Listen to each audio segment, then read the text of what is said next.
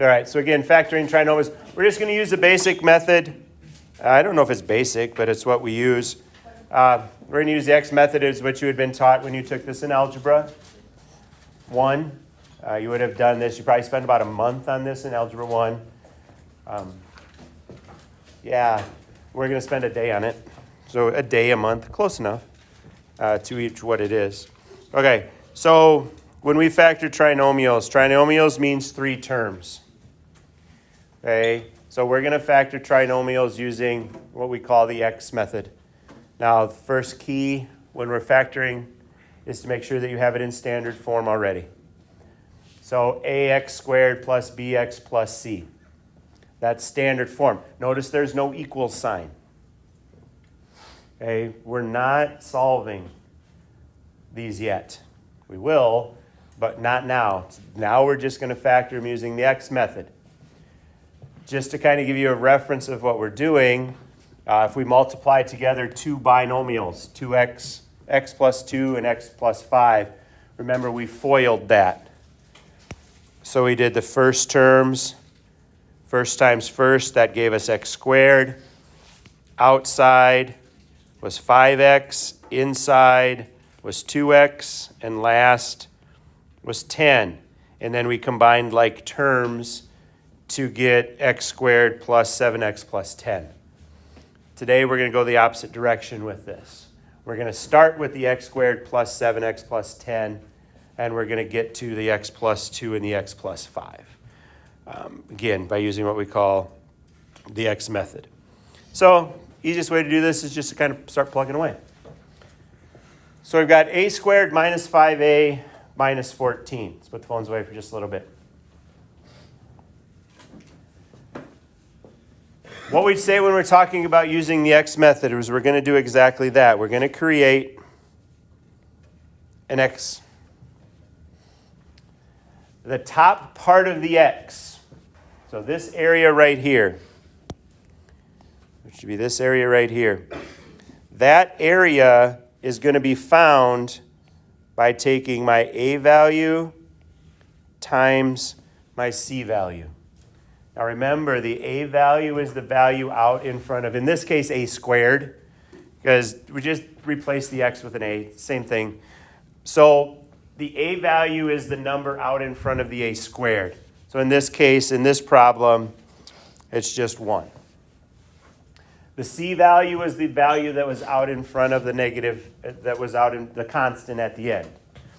So that's negative 14. So when we multiply them together, we get negative 14. So that's going to be the top part of our X. The bottom part of our X down here, it's highlighted instead. The bottom part of our X down here, that is going to be our B value.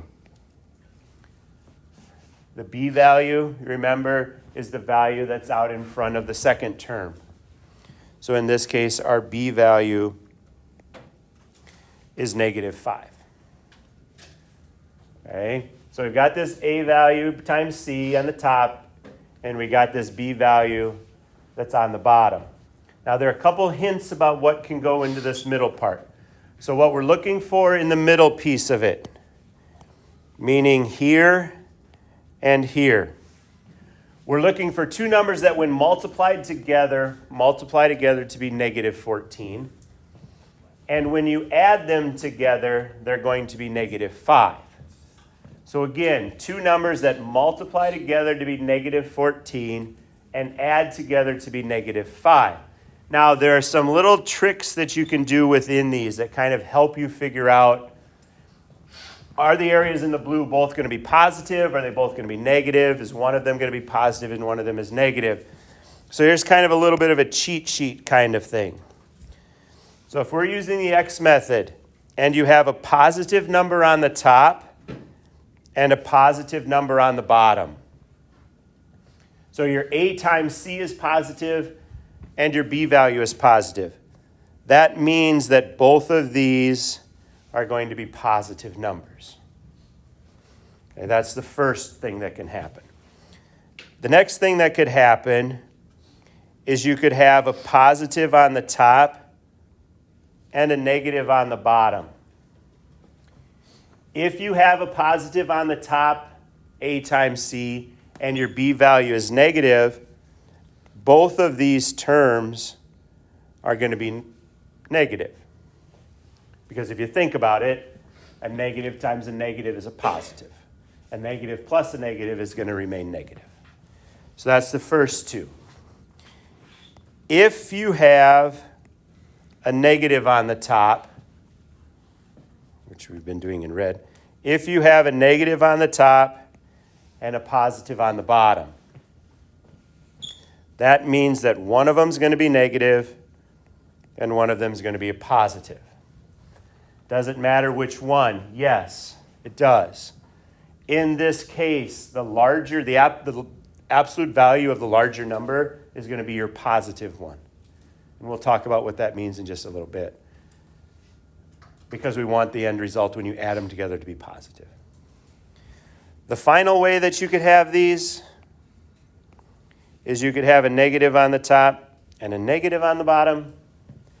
The result is still going to be the same. One's going to be negative and one's going to be positive. Okay. So it has to be one of those four combinations. So why I like to see that is if you look at that now and we go over here, we've got a negative on the top. So we've got a negative on the top and we've got a negative on the bottom. That means that the solution here, one of them is going to be negative and one of them is going to be positive. So now we're looking for the factors of 14.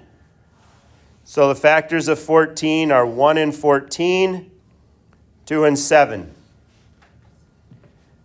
1 times 14 is 14, but if I add them together, am I ever going to get negative 5? No. 2 and 7, they have a separation of 5, right?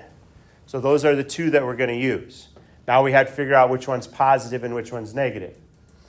Because the bottom number is negative, that means the larger of those two numbers, which is 7, that has to be your negative, and 2 has to be your positive.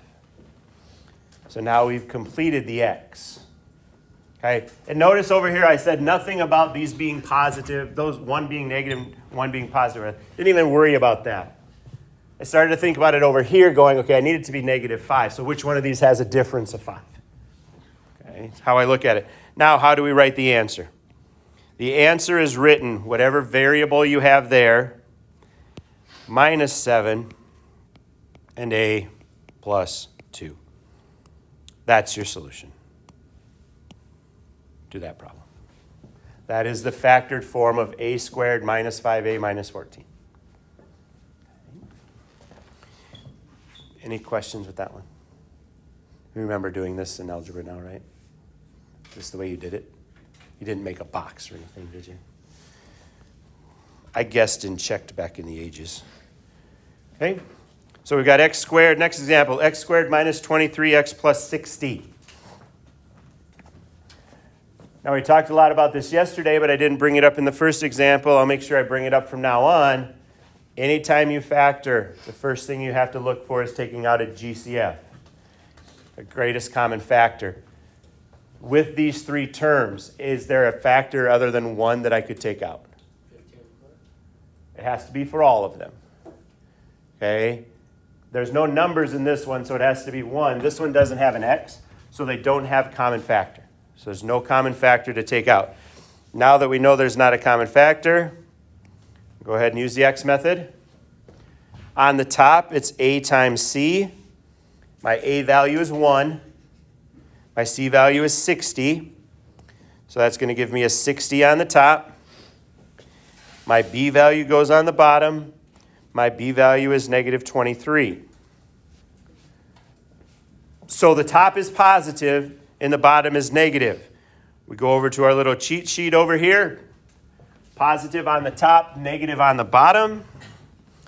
That means that both of these are going to be negative.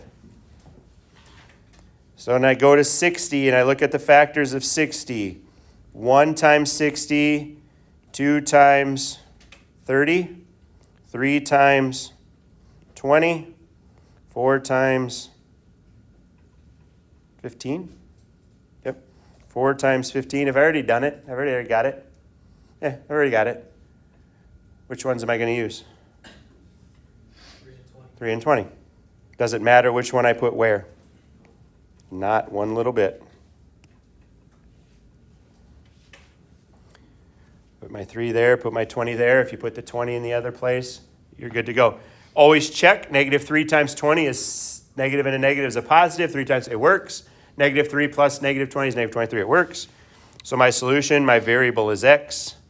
X minus 3, x minus 20. That's my solution.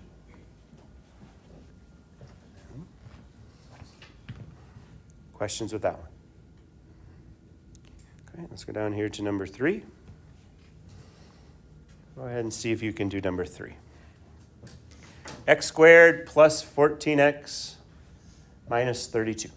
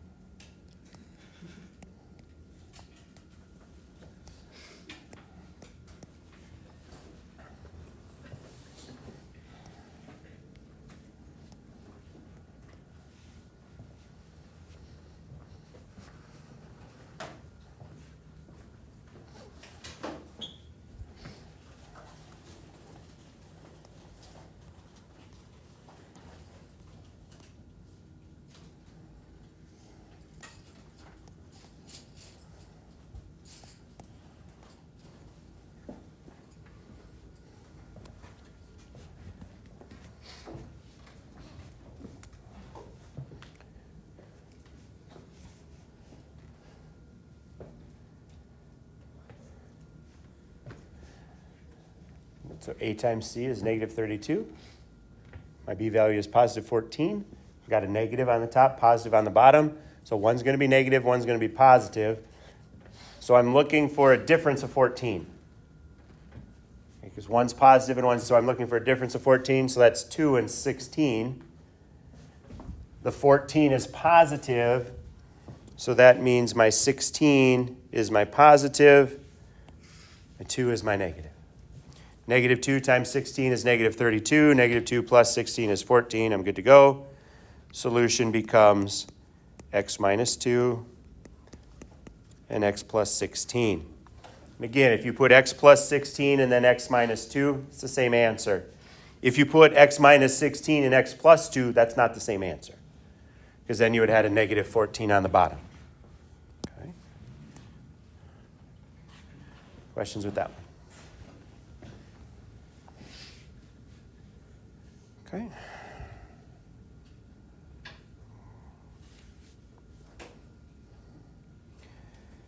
So what happens if it's not 1?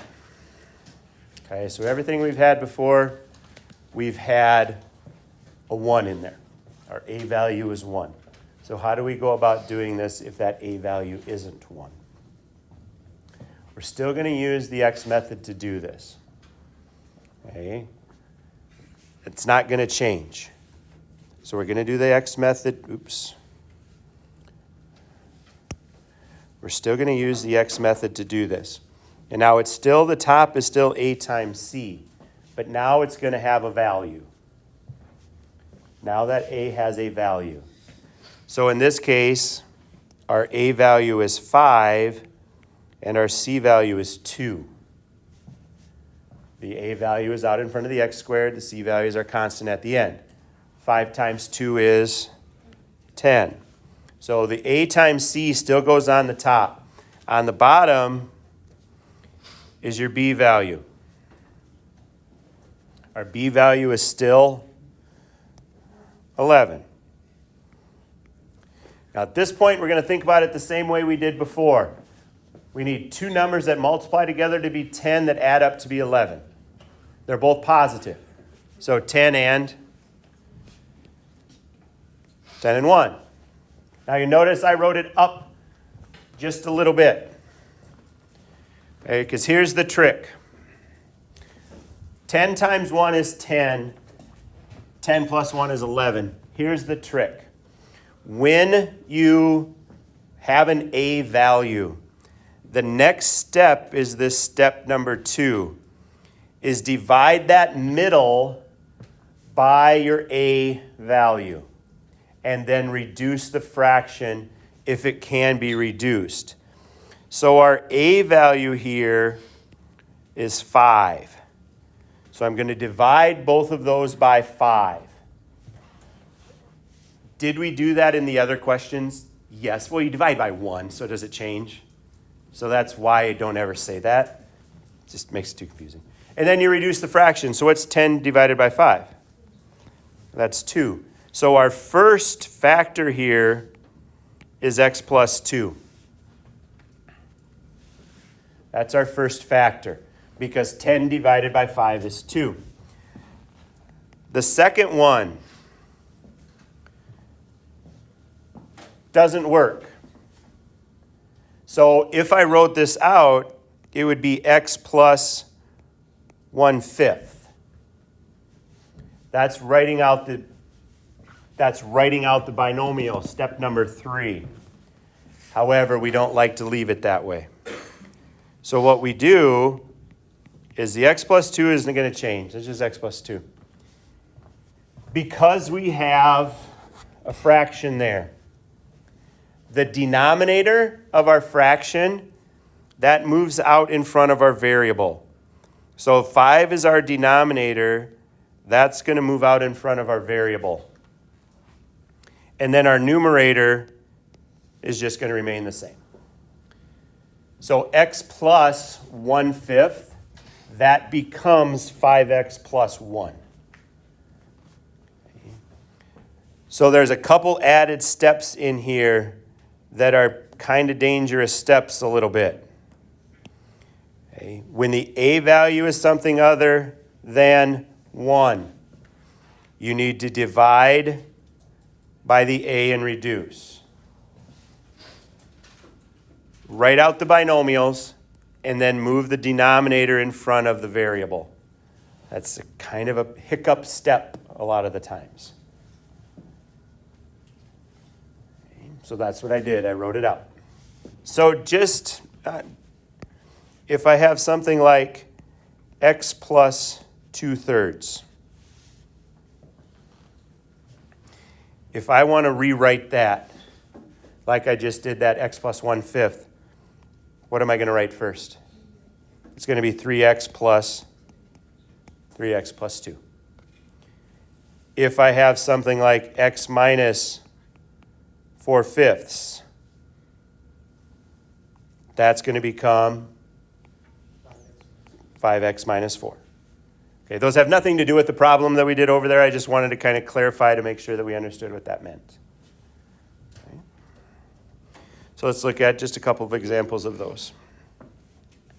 So 4a squared minus 9a minus 9.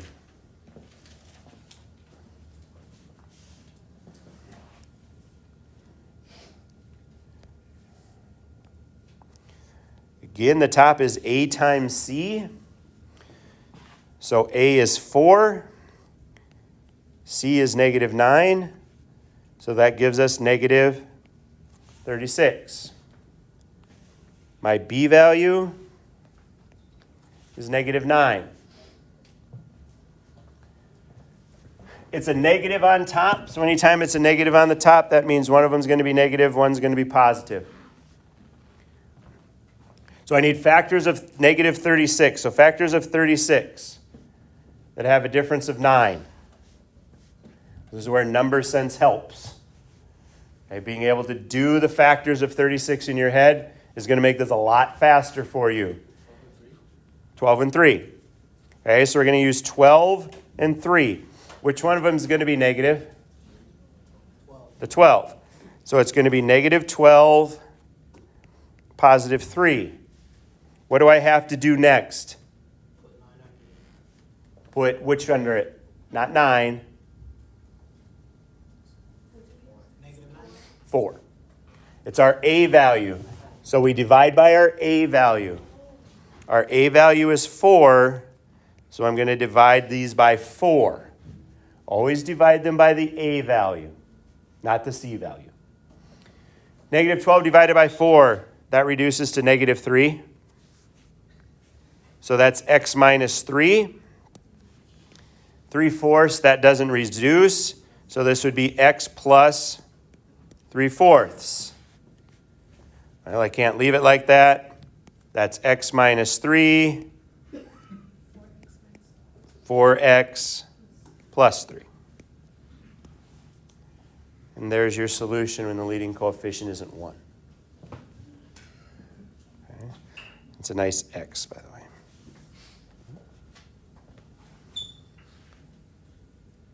Let's look at the next one. 6a squared plus 7a minus 10. 6 and 7, they don't have a GCF, so there's no common factor to take out. And honestly, you're not going to have to worry about that at all today. That's Monday. Today, you're not going to have any GCFs. Monday, you're going to. What goes on the top?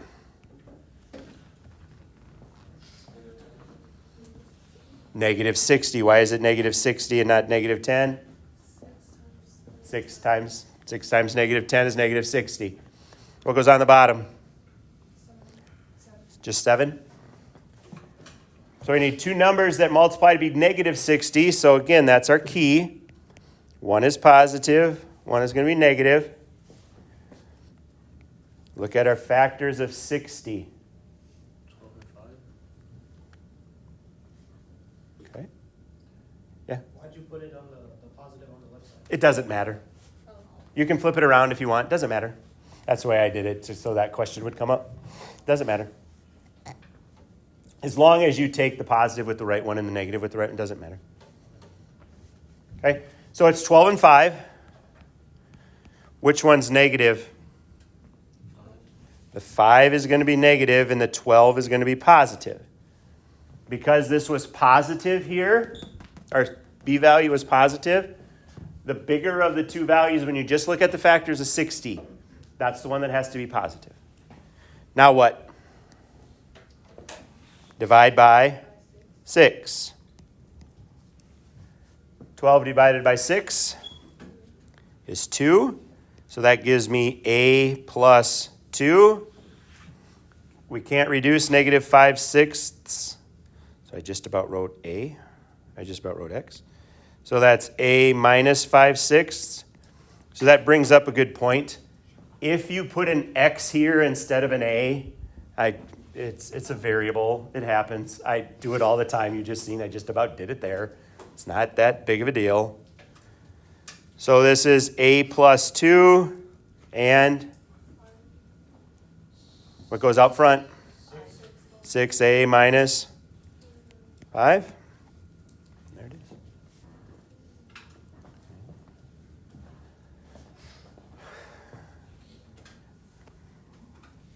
Any questions with that one? All right, go ahead and give number 6 a try.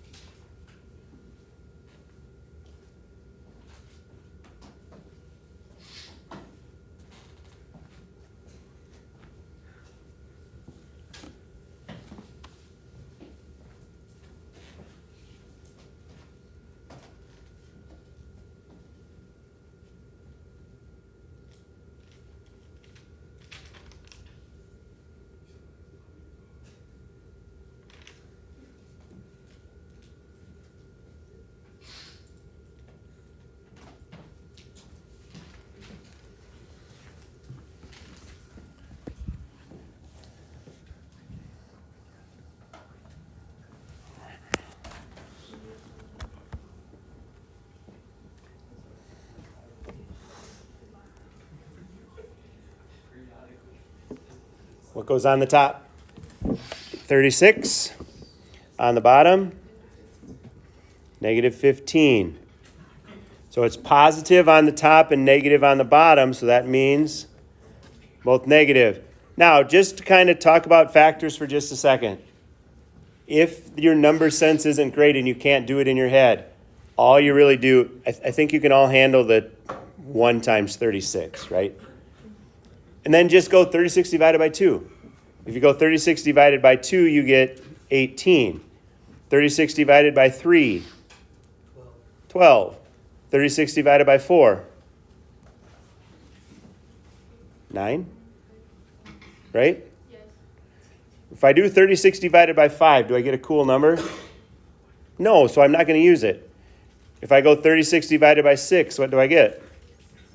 I get 6. Okay, so those are all of the factors. You just do it right on your calculator.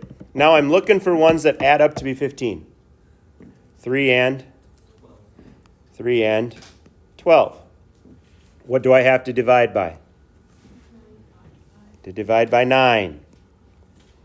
So negative 3/9, what goes into both 3 and 9? 3. So 1 over 3. So that's negative 1/3. What's a common factor for 9 and 12? 3. How many times does 3 go into 12? And into 9? 3.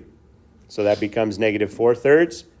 So our answers for this is x minus 1/3. Did I switch the variable? Who's x? And x minus 4/3. We can't leave it like that.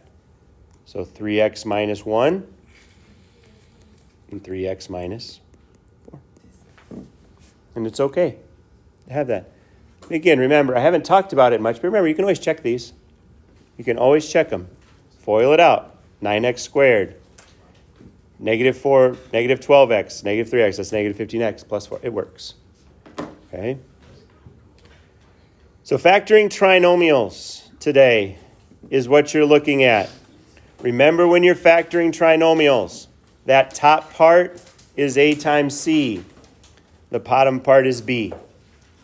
If you get your number there, remember you need to always divide it by a. If a is 1, it's not a big deal. If a is not 1, it becomes a big deal. Then reduce your fraction. After you've reduced your fraction, then write it out. If the second term is a fraction, put the denominator out in front of the variable, plus or minus the numerator. Okay? So that's what you're going to work on today. You're going to work on factoring trinomials with a is 1 or a isn't 1. Okay? The assignment is inside of Schoology. I believe it should already be there. We'll spend another day on Monday factoring with G. I think we'll have to take out greatest common factors. And then I think we have Tuesday of next week, I believe, is just a bunch of factoring together of all the different types that we've done. Okay?